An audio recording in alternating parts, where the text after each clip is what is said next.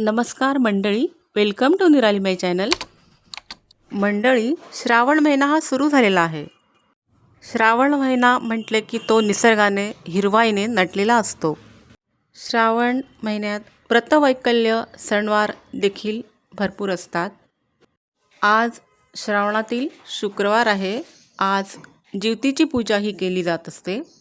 महाराष्ट्रात घरोघरी जिवतीची पूजा दर शुक्रवारी केली जाते. श्रावण महिन्यात जिवती ही देवी आहे. जिवती किंवा जिवंतिका असं देखील देवीला म्हटलं जातं. ही देवी बाळांचं रक्षण करते असं म्हटलं जातं. जिवतीचा फोटो बाजारात आपल्याला उपलब्ध होतो किंवा आपण इंटरनेटवरून देखील त्याची प्रिंट काढू शकतो आणि तो फोटो आपण भिंतीला लावू शकतो किंवा त्या फोटोची फ्रेम करून आपण जिवती देवीची स्थापना करू शकतो. ह्या देवीची स्थापना कुठे करायची? देवाजवळ. देवपूजा करून घ्यायची. देवाजवळची जागा सगळं स्वच्छ करायची. तिथे पाट किंवा चौरंग मांडायचा आणि त्यावरती लाल वस्त्र अंथरून आपण ह्या देवीची स्थापना, त्यावर फोटो किंवा भिंतीवरती ती फ्रेम ठेवून आपण देवीची पूजा करायची. जिवतीला हळद, कुंकू, फूल, अक्षता वाहायच्या, धूप दीप दाखवायचा आणि गुळ खोबऱ्याचा नैवेद्य दाखवायचा किंवा आपण गुळाचा पदार्थ खीर केली असेल त्याचा नैवेद्य दाखवायचा. दुर्वा आणि आघाड्यांच्या फुलांचा हार घालायचा.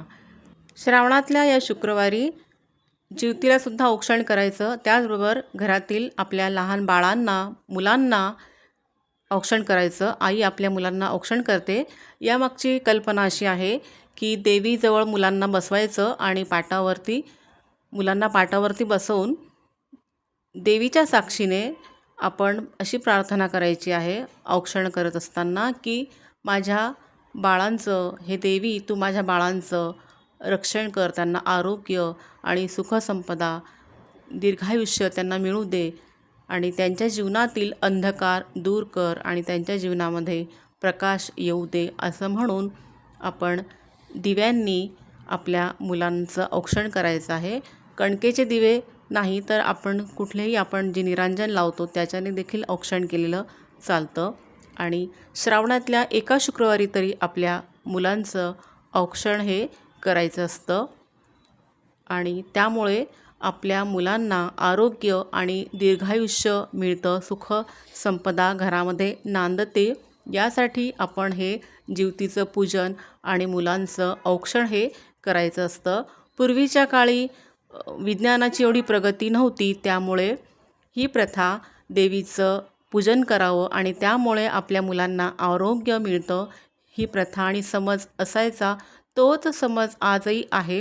विज्ञानाने प्रगती केलेली आहे, पण तरीसुद्धा आईचं प्रेम आणि आईच्या मनातली ती भावना की आपल्या मुलांचं रक्षण व्हावं, त्यांना आरोग्य आणि दीर्घायुष्य मिळावं, सुखसंपन्न ती असावीत, ही जी भावना आहे ती आजही आईची भावना कायम आहे.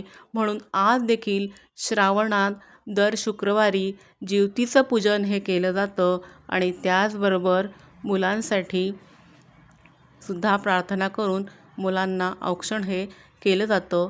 महिला वर्गांमध्ये दर श्रावण शुक्रवारी जिवतीचं हळदी कुंकू देखील केलं जातं आणि जिवतीला गूळ खोबऱ्याचा देखील नैवेद्य दाखवला जातो आणि महिला वर्ग देखील हळदी कुंकू करून एकमेकींना गूळ खोबरं देत असतात.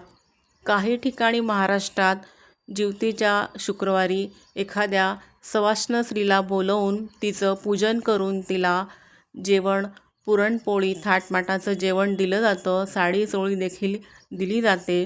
अशा पद्धतीने देवीचं स्वरूप मानून त्या सवाष्ण स्त्रीची पूजा ही जिवतीचं रूप मानून केली जाते.